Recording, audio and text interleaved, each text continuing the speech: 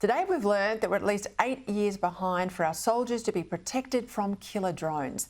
Defence is apparently mulling over its options, one of which, now I said you will not believe this, is training eagles to fly in and take out drones.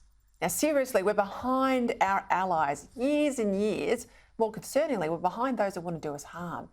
Yet on almost every military front, there's no sense of urgency with the government or the Defence Department. Joining me now is someone who knows this inside out, former Defence official, current Head of Research at Strategic Analysis Australia, Marcus Hellyer.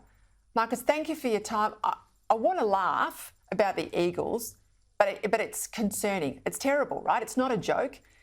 These drones, we can see them play out in the Middle East, and we're still, running around with whiteboards. Why aren't they already here? Why don't we have them in operation? And why are we so far behind? Well, that's a great question, Peter. It is true there are countries looking at using various birds of prey to take out drones.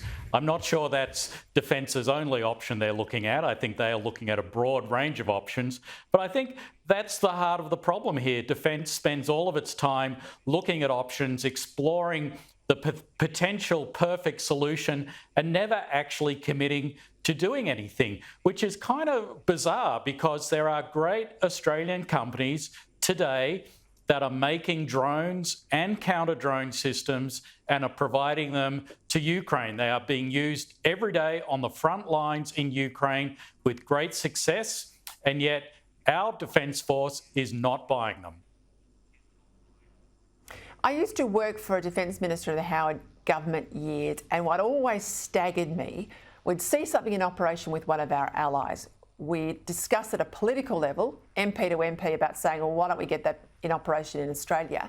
And sure enough, our Defence Department, the bureaucrats, would add hundreds of millions of dollars to the price that our allies were paying, but they always wanted to make it Australian special.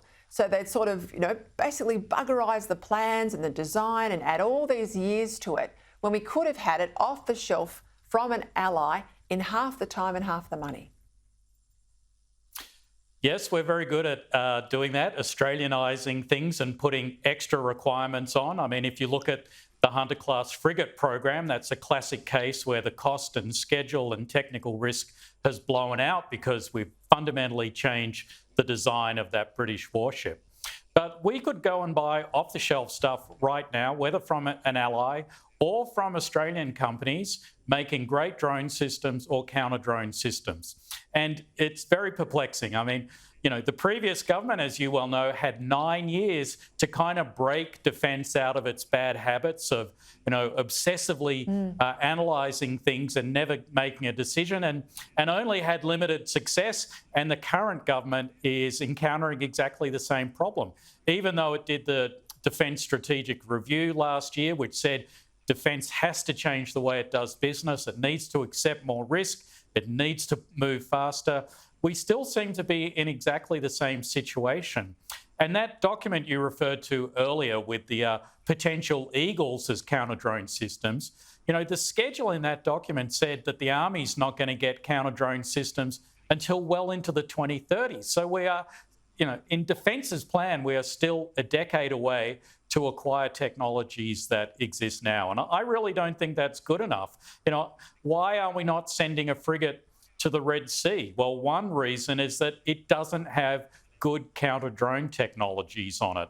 So, it is already having an effect on the ADF, and it's having an effect on Australia's ability to be a good partner to its allies. Well, I want to congratulate you, Marcus, on exposing all of this stuff and working with Ben Packham in The Australian today, because we have got to keep the pressure up. Technology is changing so rapidly and we're already left behind. So keep up the good work, keep up the pressure, and let's hope we see some changes. Marcus Hellyer, thank you for your time.